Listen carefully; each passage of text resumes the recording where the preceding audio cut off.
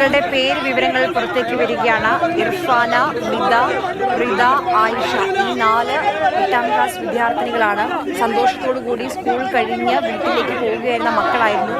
ആ 4 പെൺകുട്ടികൾക്കാണ് ഈ ഒരു ദാരുണമായ അപകടത്തിൽ ജീവൻ നഷ്ടമായത്. ഇർഫാന, മിത, റിത, ആയിഷ ഈ 4 പെൺകുട്ടികളാണ് ഈ ഒരു അപകടത്തിൽ മരണമടഞ്ഞത്. വളരെ ആകസ്മികമായിട്ടുള്ള ഒരു മരണം. അവർ കളിച്ച് ചിരിച്ച് കഥകളൊക്കെ പറഞ്ഞു പോകുന്ന ഒരു സമയത്താണ് ഈ ഒരു അപകടം ഉണ്ടാകുന്നത്. ഈ ലോറി അവർക്ക് മീതെ വീഴുന്നത്. എന്തായാലും അതിദാരുണമായ ഈ ഒരു അപകടത്തിൽ 4 കുട്ടികൾക്കാണ് ദാരുണാന്ത്യം സംഭവിച്ചിട്ടുള്ളത്. നാട്ടുകാർ വലിയ രീതിയിൽ പ്രതിഷേധിക്കുകയാണ്.